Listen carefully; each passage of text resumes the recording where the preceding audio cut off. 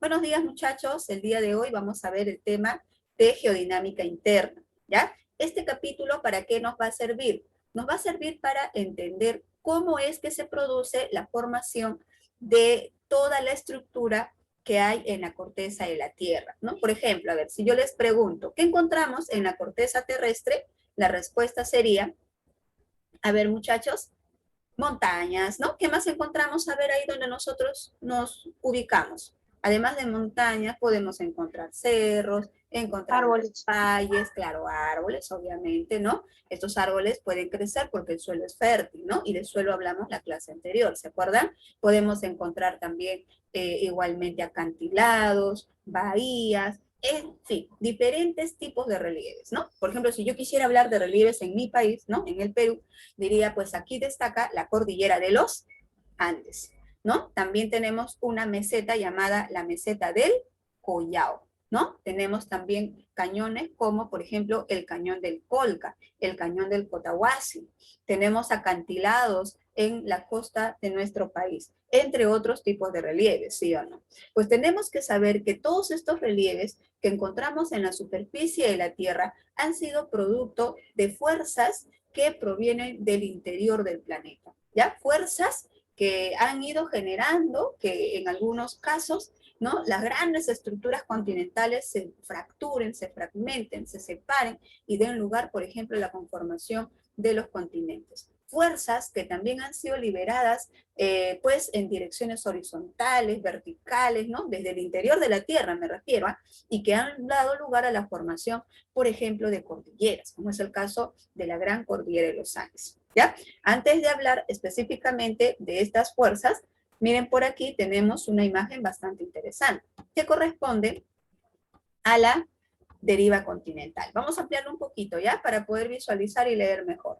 A ver, la deriva continental, muchachos, les voy explicando, es una teoría que va a ser planteada a comienzos del siglo XX, ¿ya? Su autor va a ser Alfred Wegener, y él señala que hace mucho tiempo atrás los continentes, todos los continentes que conocemos hoy, estuvieron unidos, formando una gran masa continental, un megacontinente que sería conocido como Pangea, ¿ya? Pero en algún momento de la evolución de la Tierra, dice este autor, ese megacontinente, ese supercontinente se va a fracturar, se va a fragmentar y va a dar lugar a la conformación de los diversos continentes. Por ejemplo, aquí en esta imagen, muchachos, observamos pues a Sudamérica, África, India, la Antártida, Australia, cercanas. Se dice que en el pasado todas ellas estuvieron unidas. Ahora, aquí hay una cosa bastante interesante, ¿no? Por ejemplo, si yo me voy hacia la zona de la Antártida, ¿no? Si observo la Antártida, yo sé hoy en día que la Antártida es la zona más fría del planeta, ¿sí o no? ¿No? En la Antártida la temperatura más extrema que se ha alcanzado a registrar fue de 98 grados bajo cero. Es la zona más fría. Pero ¿sabías tú que hace millones de años atrás la Antártida estaba unida a África, que la Antártida estaba unida a Australia, y hace millones de años atrás en la Antártida había abundante vida, había abundante vegetación, pero debido a esa fragmentación que te comento, pues ocurrió, ¿no? Que cada uno de estos, ¿no?, sectores terminaron desplazándose en sentido contrario y separándose cada vez más, hasta alcanzar la posición que tienen hoy en día. Profesora, ¿y cómo se sabe que en la Antártida hace mucho tiempo pues hubo vida abundante, vegetación abundante? Bueno, obviamente al momento de estudiar el suelo de esta región se han encontrado pues, por ejemplo, abundantes depósitos de minerales de origen orgánico, es decir, petróleo, gas natural, por ejemplo.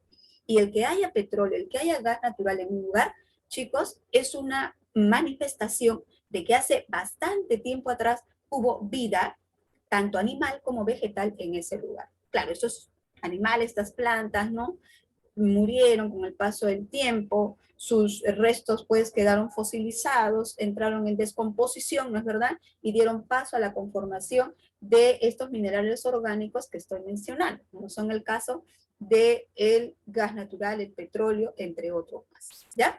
Y miren, Sudamérica también estuvo cerquita a África, ¿correcto?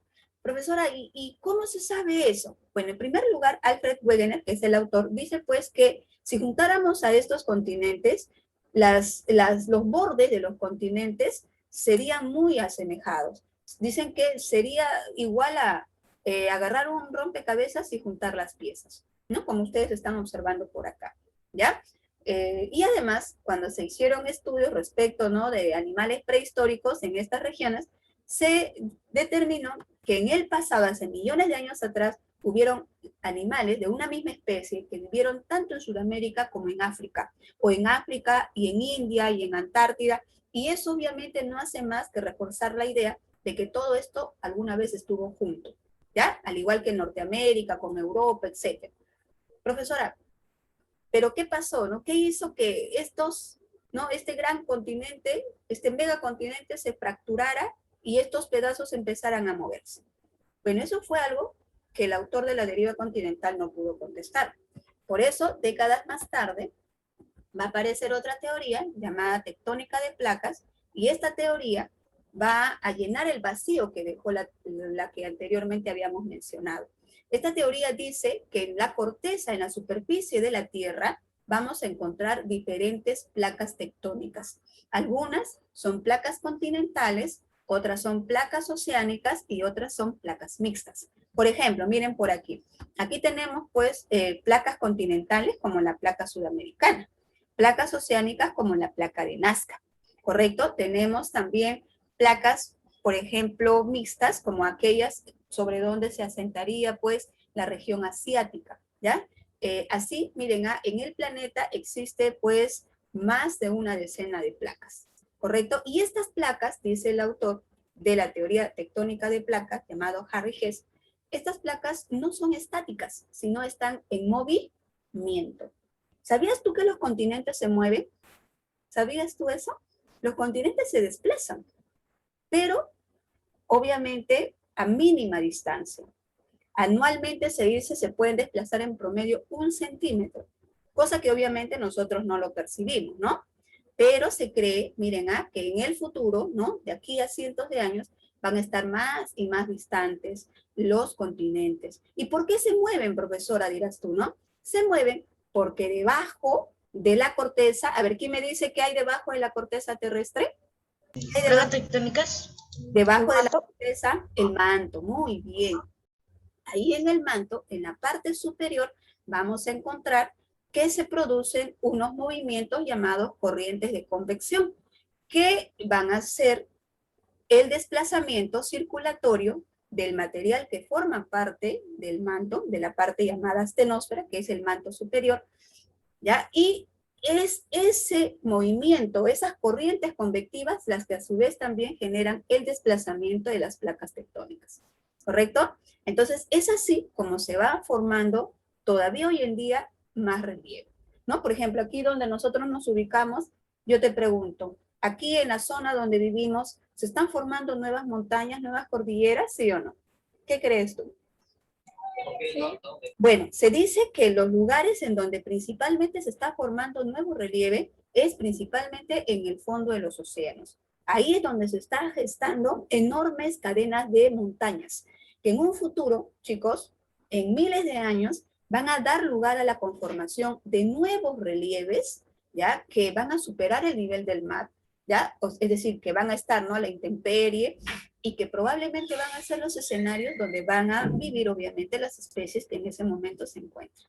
¿Correcto? Eso es lo que pasa. Y con los continentes, profesora, ¿qué está sucediendo? Con los continentes está sucediendo pues que ellos se están desgastando, se están erosionando y poco a poco van a ir perdiendo su altitud. Un momentito, chicos, ¿ya? Vamos un momentito a establecer una condición por aquí. Muy bien, entonces estábamos hablando respecto de lo que es las placas tectónicas y que dijimos que están en movimiento, ¿no? Que se desplazan permanentemente, ¿no? Y que eso es producto de las corrientes que se encuentran en el interior del manto, ¿no? Específicamente en una zona llamada la astenosfera.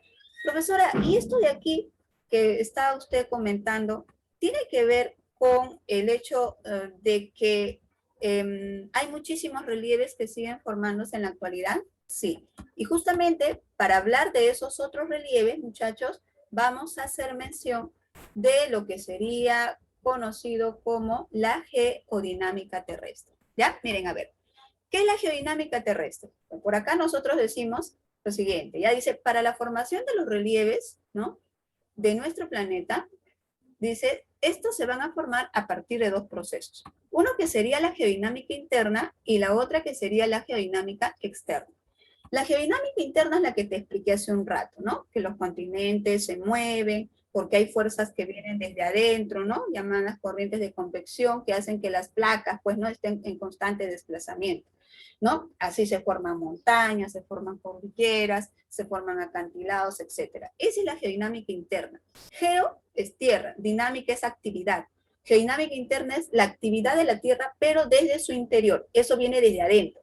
La geodinámica externa es lo contrario, ¿ya? Geo es tierra, dinámica es actividad, ¿no? Y externa hace referencia a lo de afuera.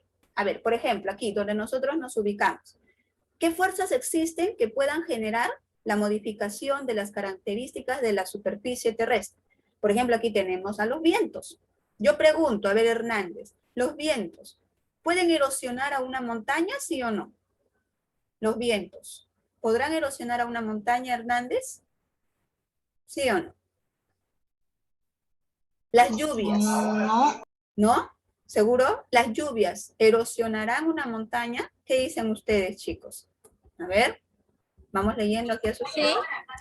Claro, muy bien, Fierro. Claro, exacto, ¿no? Si yo, por ejemplo, hablo de lluvias, hablo de lo que serían, pues, los vientos, hablo de los ríos, estoy hablando de agentes que se encuentran aquí donde vivimos nosotros, se producen aquí, ¿sí o no? Y que se van a encargar de desgastar al relieve, ¿no? Por ejemplo, si una lluvia cae incesantemente sobre una región, pregunta, esos materiales que forman parte de esa región, al humedecerse, podrían desprenderse de su lugar, ¿sí o no? Por eso es que se producen los huaicos, por ejemplo, ¿no? ¿Un huaico puede modificar las características físicas de un lugar? Sí lo puede hacer, ¿no? Si de repente el río pasa con bastante intensidad, crece el caudal del río y pasa y se desliza, ¿no? En dirección al mar, en toda esa zona por donde se desliza el río, también desgastará, ¿no? El relieve, sí lo hace. Entonces, hay fuerzas externas aquí en la superficie donde nosotros vivimos que se van a encargar de, digamos, ¿no?, de moldear, de destruir el relieve y a su vez dar lugar a la conformación de nuevas estructuras, ¿ya? Por lo tanto, vuelvo a repetir, ¿qué es la geodinámica terrestre? Es el proceso a través del cual se va a producir la formación de relieve en la corteza terrestre. La geodinámica se divide en dos. Geodinámica interna, que hace referencia a las fuerzas que vienen desde adentro y forman relieve, y la geodinámica externa, que es aquella que está relacionada con los agentes externos, climáticos generalmente, lluvias, vientos, ¿no? Al igual que ello, por ejemplo, podría ser también el calor, el frío, etcétera, que van a desgastar el relieve y van a dar paso a la formación de nuevas estructuras, ¿ya? Hoy día nosotros nos vamos a centrar en hablar de la geodinámica interna, ¿ya? Número 1, geodinámica interna. La geodinámica externa lo dejamos para una clase posterior, ¿ya? La geodinámica interna dice, son los agentes constructores de relieve. Ojo, anoten. ¿Qué hace la geodinámica interna? A ver si yo te pregunto, ¿qué realiza la geodinámica interna? ¿Cuál sería tu respuesta? Construye relieve. ¿Correcto? Construye relieve. ¿Cómo cuáles? Montañas, mesetas, colinas, acantilados, etc. ¿Ya? Y estos, miren, esta geodinámica interna, como te dije hace un rato, actúa desde el interior de la corteza, ¿ya? Desde adentro. Ahora, ¿cuál es la característica principal de la geodinámica interna? Que es un proceso lento. Por ejemplo, una montaña no se va a formar de la noche a la mañana, ¿sí o no? Una montaña se formará en 10 años, en 20 años, en 100 años. ¿Cuánto creen ustedes que le haya tardado a la Tierra formar a la cordillera de los Andes? ¿Mm? ¿Millones de años? Claro, millones de años. Muy bien, ahí vamos ubicándonos por acá, ¿ya? Entonces, miren, este es un proceso muy lento, como hemos leído, ¿ya? Que va a formar cordilleras, montañas, y que va a tardar millones de años, ¿no? Como encontramos aquí en el material, ¿ya? Ahora, dentro de la geodinámica interna, vamos a ver lo siguiente, que para que se produzcan estos cambios, ¿no? En la corteza, o sea, para que se formen montañas, para que se formen volcanes, etcétera, se van a dar diversos procesos. Por ejemplo, miren aquí, a ver, ¿qué observamos en esta primera imagen, muchachos? A ver, ¿quién me dice qué observa aquí en esta primera imagen? Las corrientes de convección.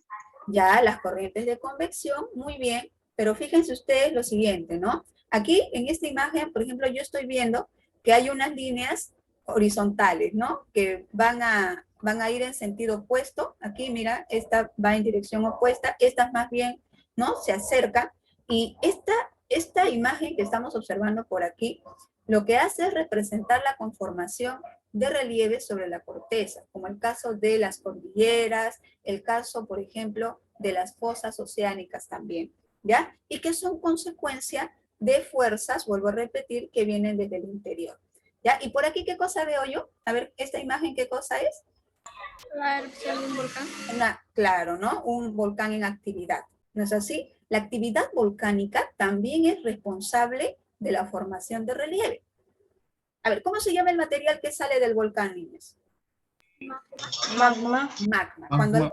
Claro, muy bien. Cuando alcanza el cráter, la boca del volcán, cuando sale a la superficie, nosotros lo conocemos como lava. ¿Qué pasa si la lava se enfría, muchachos? ¿Qué forma al enfriarse? Piedras, rocas, ¿no es verdad? Ahora yo te pregunto, ¿las rocas son la principal estructura que vamos a encontrar en los continentes, sí o no? ¿No? Claro, por ejemplo, al paso que vamos, siempre encontramos, ¿no? Trozos de piedra, fragmentos de piedra, ¿sí o no? Entonces yo me doy cuenta que aquí en la superficie continental, uno de los principales componentes que vamos a hallar van a ser las rocas. Por eso, la semana pasada hablamos al respecto. Y sabemos que hay rocas ígneas. ¿Qué más hay? ¿Qué tipo de rocas hay? Sedimentaria. Muy bien. ¿Y las otras? Metamórficas. Muy bien. Y ya hemos visto cómo es que se forma cada una de ellas, ¿no? Entonces, miren, en el proceso de la geodinámica interna, vamos a ver que se van a producir cambios a consecuencia de fuerzas, ¿ya? Por ejemplo, por aquí vamos a hablar del diastrofismo. Miren, la primera fuerza, el diastrofismo.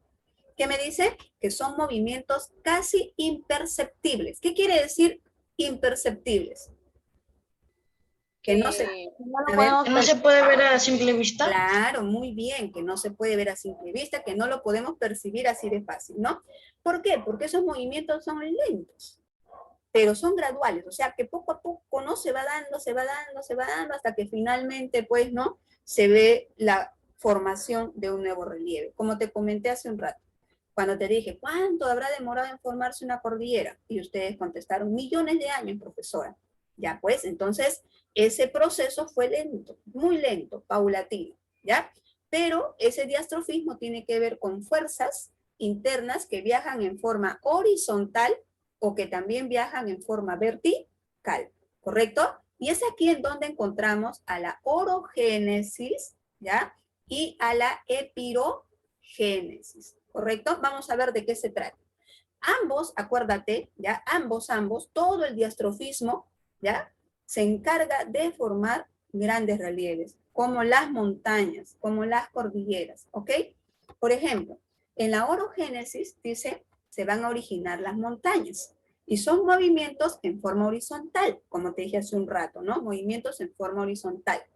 ¿Qué es lo que conforman aquí con la orogénesis? Plegamientos y fallas. En cambio, en la epirogénesis, ya lo que va a ocurrir es que se va a dar el hundimiento o el levantamiento del relieve. Profesor, ¿un relieve se puede hundir? Sí.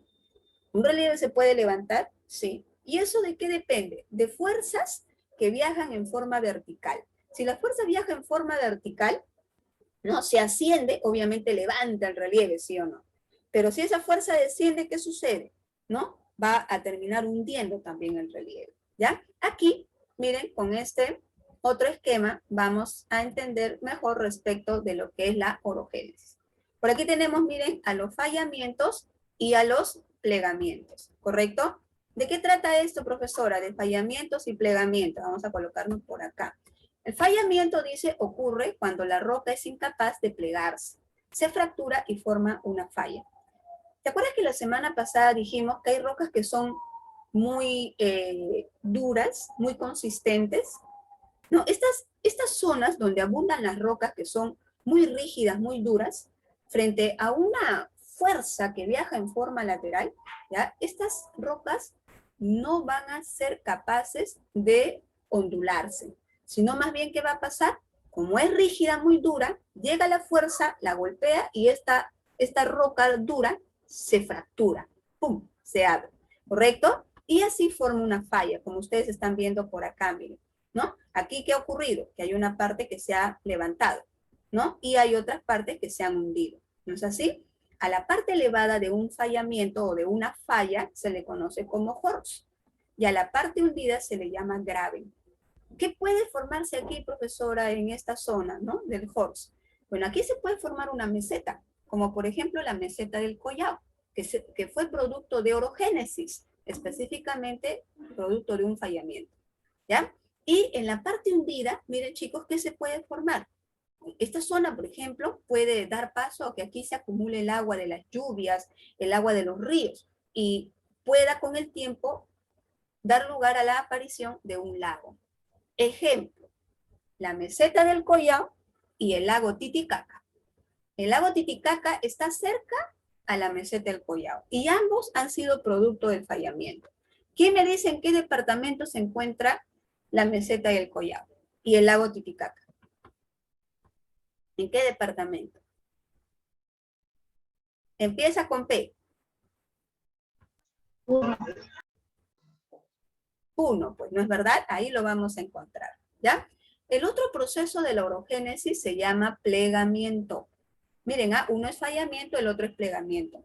¿Qué hace el plegamiento? ¿No? ¿Qué ocurre aquí? Miren, en el plegamiento ocurre que la roca, al ser suave y al ser impactada por una fuerza que viene desde el interior de la Tierra, ¿ya? ¿Qué es lo que va a pasar con esta roca que es, ¿no?, flexible? Esta se va a plegar, ¿ya? Se va a arrugar, se va a comprimir, como ustedes ven acá, dando lugar, miren, a la conformación de ondulaciones, ¿correcto? Imagínense que esta zona era totalmente plana, llana, ¿no? Vino una fuerza, la golpeó de al lado, ¿y qué pasó? Al igual que esta otra por aquí, ¿no? ¿Y qué pasó? El relieve, como tiene rocas que son flexibles, se arrugó, se comprimió, y dando lugar a que, miren, a zonas elevadas y zonas bajas. Las zonas elevadas, anótenlo por favor, se llama anticlinal, y las zonas bajas, ondas, se conocen como sinclinal, ¿correcto? Anticlinal la parte alta y sinclinal la parte baja. Profesora, ¿aquí en el Perú ha ocurrido plegamiento? Claro. ¿Qué se formó por plegamiento? La cordillera de los Andes, ¿ya? Y las grandes montañas serían los anticlinales. Sí, claro, un anticlinal da paso a la formación de una gran montaña. Y la parte baja, aquí con el paso del tiempo, como se van a depositar restos de plantas, animales y minerales, etcétera, ahí es en donde se va a generar la formación de suelos muy fértiles. Y esos suelos fértiles van a dar paso a la conformación de valles, ¿ya? Como por ejemplo serían los valles interandinos. ¿Alguno de ustedes ha viajado al interior del país? Si han viajado al interior del país habrán notado que muy cerca de las zonas donde la gente cultiva hay unos enormes cerros, unas enormes montañas, ¿sí o no? ¿No? Claro, entonces la parte alta de esa montaña sería un anticlinal. Y ahí donde tú ves que la gente cultiva, no tiene sus chacritas, que es la parte baja, sería un sinclinal. Entonces, fíjate tú que nuestro relieve, el relieve peruano, ha sido producto de un largo proceso de orogénesis, ¿no? En donde han ocurrido fallamientos y han ocurrido también plegamientos, ¿ya? Todo esto, acuérdate tú, forma parte de lo que se conoce como el diastrofismo, ¿ya? Veamos otra parte más del tema. A ver, por aquí nosotros vamos pues a mencionar a el vulcanismo, ¿ya? A ver si recuerdan. Les dije al comienzo que la geodinámica interna tiene dos procesos, ¿sí o no? Uno que es el diastrofismo y el otro, ¿cuál es? El vulcanismo. En el diastrofismo, acuérdate, está la orogénesis, ¿no es verdad? La orogénesis y la epirogénesis. Y dentro de la orogénesis vamos a ver que se van a formar, ¿no?, montañas, se van a formar mesetas por fallamiento o por plegamiento, ¿no? La segunda parte de la geodinámica interna es el vulcanismo. ¿Y de qué nos habla el vulcanismo? Obviamente de la actividad volcánica. ¿No es así? Que es un proceso, dice, a través del cual se produce el desplazamiento del magma desde el interior hacia la superficie externa. Como vemos acá, miren, aquí tenemos las partes de un volcán. A ver si leemos. A ver, ¿aquí qué dice Chati? ¿No? Si pregunto yo cuáles son las partes de un volcán. Cámara, ¿no? Cámara. Cámara, muy bien. Por aquí, ¿qué tenemos? Esta parte de acá, ¿qué sería? La erupción. La chimenea, ¿ya? Son partes de un volcán. Toda esta zona de acá, ¿ya? Toda esta zona sería el cono volcánico. Aquí leemos cono, ¿ya? Cono volcánico. Acá tenemos el cráter, ¿no? Que es la boca del volcán, ¿no? Y lo que vemos, claro, aquí es un volcán en actividad, ¿no? El material sale desde la cámara, atraviesa la chimenea, ¿no es verdad? Todos estos conductos también podría ser, ¿no? Y si llega al cráter, si alcanza la boca del volcán y sale a la superficie, pues aquí vemos, ¿no?, que esta lava, en contacto con la temperatura de la superficie de la Tierra, se va a enfriar, ¿no? Y al enfriarse, se va a solidificar y va a dar lugar a la conformación de las rocas, ¿no es verdad? Ahora, no sucede siempre que el material de un volcán va a alcanzar el cráter, ¿ya? No siempre llega al cráter. A veces ocurre que sube y de repente se desplaza por estos otros conductos que están más abajo. Incluso acá, en esta parte interna, donde está, miren, donde dice corteza, aquí también hay conductos, ¿ya? Así, similares a estos, ¿ya? Aquí, ¿no? Como ramificaciones hay conductos. Y por ahí también puede ser que se deslice el magma, ¿ya? Y al final se termine acumulando, ¿no?, por estas zonas de acá, el magma. Ahí también, ¿no?, aunque va a demorar más, pero se va a ir enfriando poquito a poquito, dando paso a otras estructuras, ¿correcto?, de la corteza de la Tierra.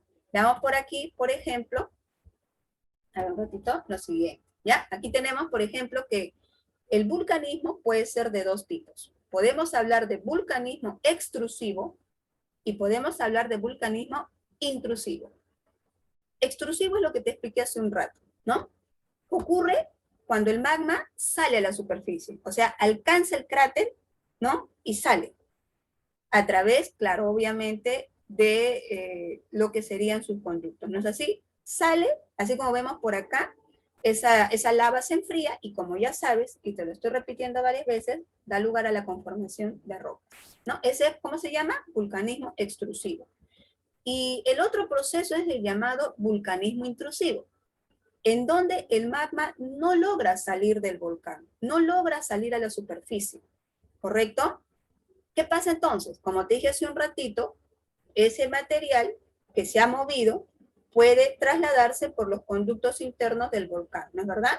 Entonces se va a ir enfriando en los costados del volcán, pero en la parte interna, ¿ya? Y miren, va a solidificarse, ¿ya? Y va a dar lugar a la conformación de estos tipos de relieves, miren. Esto es dentro, esto es al interior de la corteza, ¿correcto? Esto sería la boca del volcán, ¿no?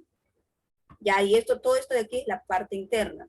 Por ejemplo, aquí se van a formar los denominados batolitos, que vendrían a ser enormes extensiones en donde se ha llegado a enfriar el magma, ¿no? Todo esto de acá, todo esto que está de amarillito por acá, miren chicos, todo eso sería el batolito. Miren, esto es magma enfriado, ¿ya? Formado a los costados de un volcán, ¿correcto? Los lacolitos serían estos de aquí, chicos, miren. ¿Qué observamos por aquí? ¿No? Aquí hay una especie, ¿no?, de, digamos, de bracito, ¿no?, diagonal. En la parte superior también se ha depositado un magma, ¿no? Pero el magma, miren, se ha depositado formando una figura parecida a la de un hongo, ¿sí o no? ¿No?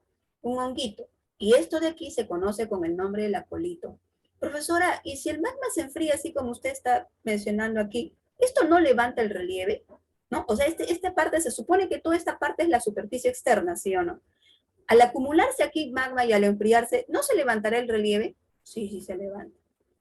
¿Correcto? Y eso también, ¿no?, da lugar conformación de estructuras elevadas aquí en la superficie externa de la corteza, ¿ya? Si se forma, miren, digamos una barra, ¿no? Horizontal de magma, aquí también, ¿no? Se acumuló así, se enfrió, se constituye lo que se conoce como sills, ¿ya? Y si es una barra vertical, se constituye lo que sería conocido con el nombre de dique.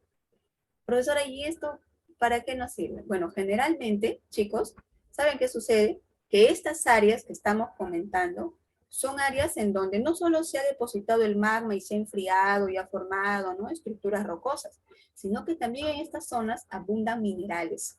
Entonces, es en esos lugares a donde uno puede ir para poder llevar a cabo la extracción de minerales, ¿correcto? Eso sería el vulcanismo intrusivo, ¿ya? Y bueno, por aquí, como ya nosotros hemos explicado hace un ratito, vamos a encontrar pues a las tectónicas de placas. Esta es la teoría que les estaba comentando hace un ratito, ¿no? Que es producto del desplazamiento de las placas como consecuencia de lo que sería pues las corrientes de convección, ¿no? Y aquí tenemos las imágenes que habíamos estado revisando hace un ratito sobre la deriva continental y la tectónica de placas, ¿correcto? Muy bien, entonces vamos a parar un momentito por aquí para luego ver algunos aspectos importantes que vamos a complementar a continuación con un video, ¿correcto? Vamos a ver por aquí un ratito.